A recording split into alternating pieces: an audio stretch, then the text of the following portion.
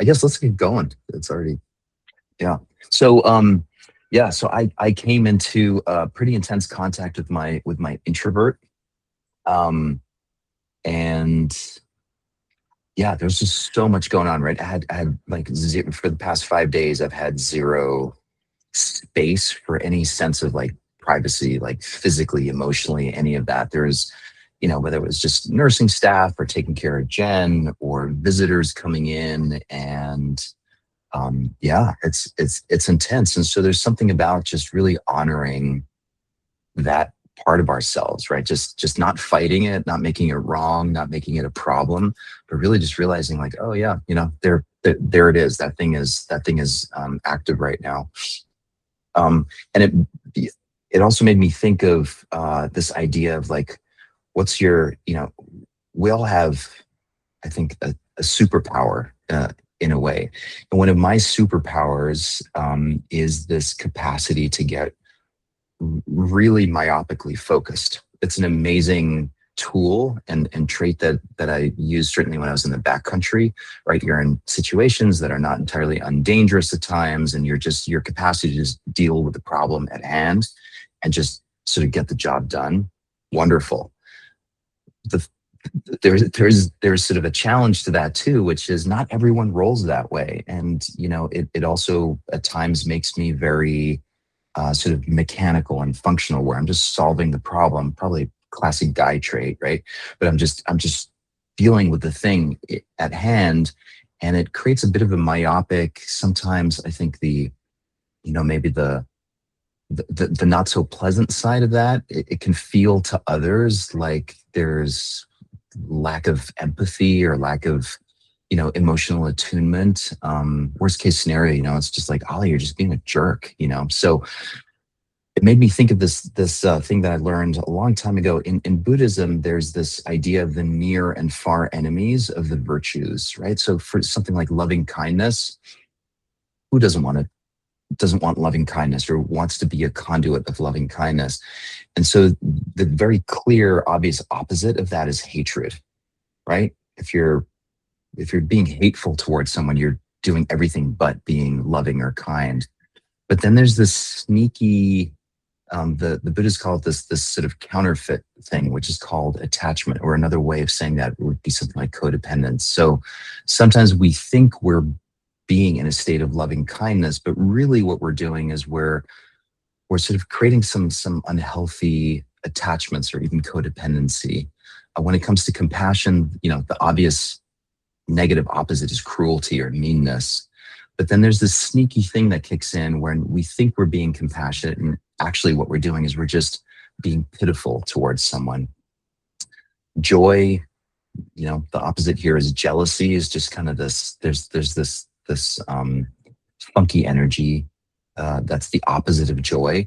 But then this one was interesting, exhilaration, right? We can get so like ebullient about something that we think it's joyful, but actually it's got some, there's something sort of edgy or weird about it.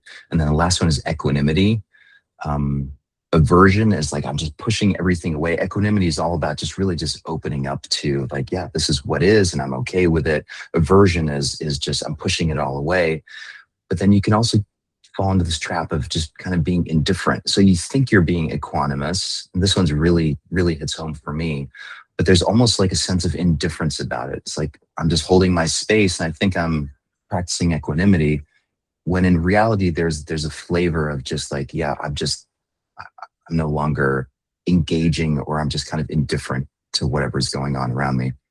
Anyway, so this was very much in my face, and for my own personal stuff here over the last few days, and I thought it'd be cool to spend some time and just seeing how, if or how any of this shows up for you guys in your life. So let's try it out. So close your eyes, taking a moment to breathe and settle.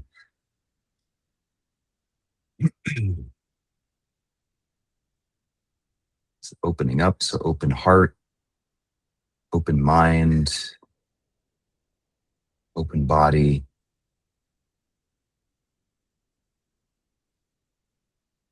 allowing what is in this moment just to be.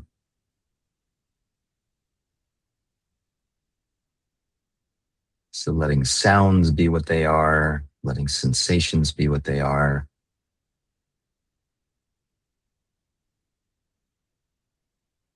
Letting the mind think what it's thinking, and just kind of taking a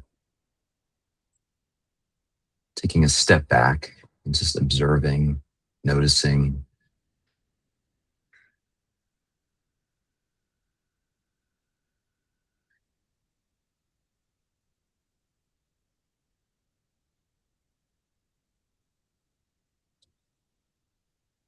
Feeling breath coming and going.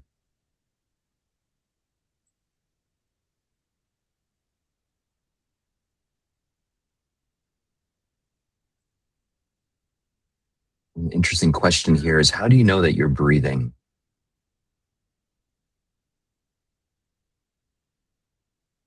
Is it the felt sense of your lungs expanding and contracting, the belly rising and falling, the sensation and the sound of breath passing through your throat, your nasal passage?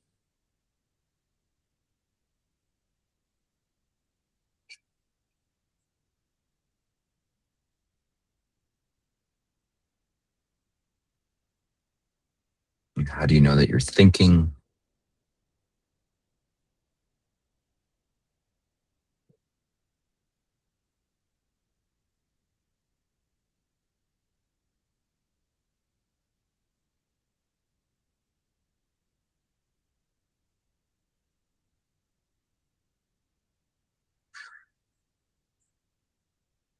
Becoming aware of the telltale signs of being present right here, right now.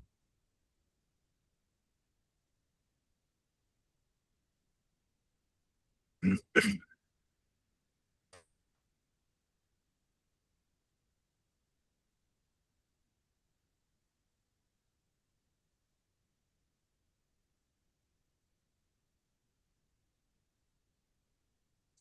then bring to mind a situation that you were in where you were trying to be helpful. At least that's what you were telling yourself, wanting to contribute. And something just kind of felt off. Either other people's reactions, your own internal process just felt a little bit off. This idea of like, no good deed goes unpunished. And nothing overly dramatic, but just really the subtle sensitivity towards, like, here I am trying to have this conversation, wanting it to be sincere, wanting to help. For whatever reason, it's not landing.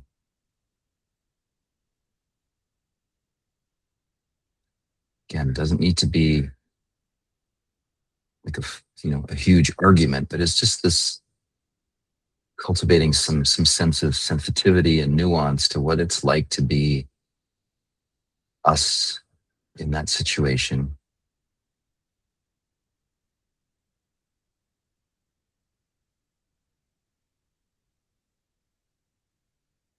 And see if you can connect with, what was your intention? At least the intention that the mind was saying, oh, I'm just trying to be helpful. I'm trying to contribute.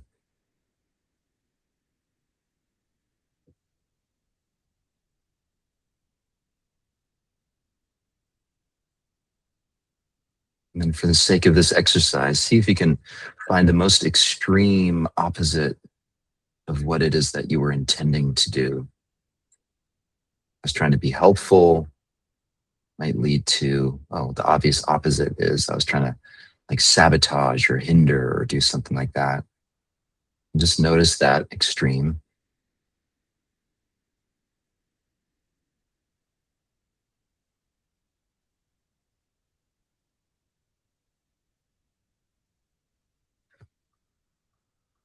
And then slowly work yourself to the away from that, sort of again more towards the helpful end of that continuum. And just a really honest assessment of, and where did you end up?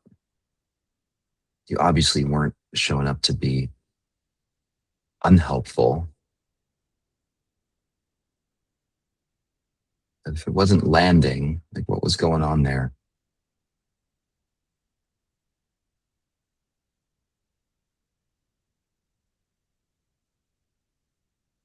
Were you trying to be helpful in the way that made sense to you, but maybe not the other person?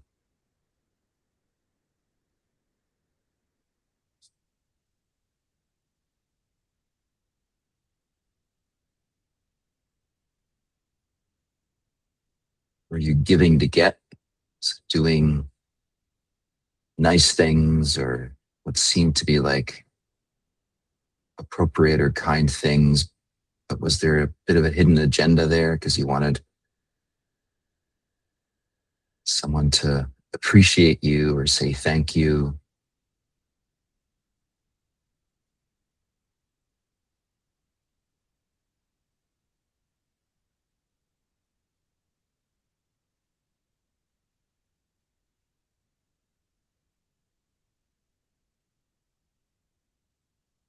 Was your attempt at being open-hearted and open-minded? Is there anything in there that was getting in the way of it? Any narratives or beliefs?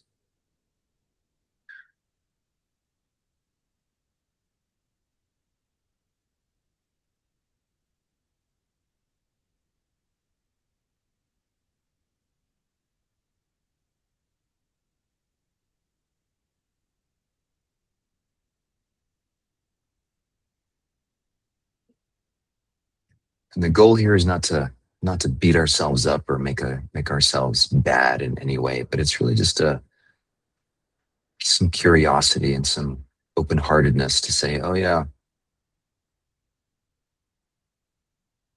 these things happen. I have a tendency to do this. Just to notice it, see it for what it is.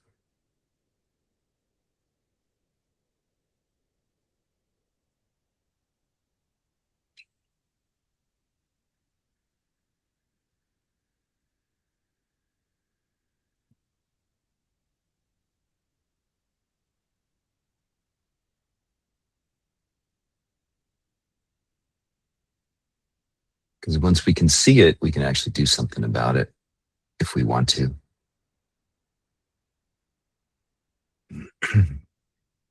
Take a deep breath in. Long, slow exhale. Relaxing the throat, jaw.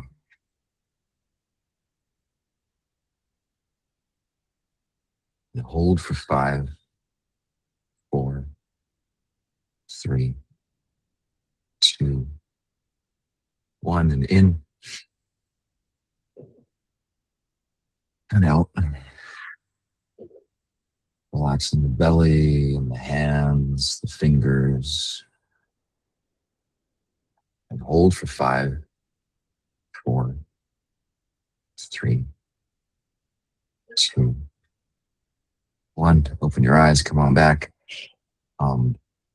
Yeah, I hope this wasn't too like, I don't know, esoteric or mental, but yeah, just something I've been noticing about myself as I've been sort of dealing with my own internal stressors, and just, yeah, it's just interesting opportunity to learn and get better. So hope that was helpful. Appreciate you guys. See you tomorrow, hopefully.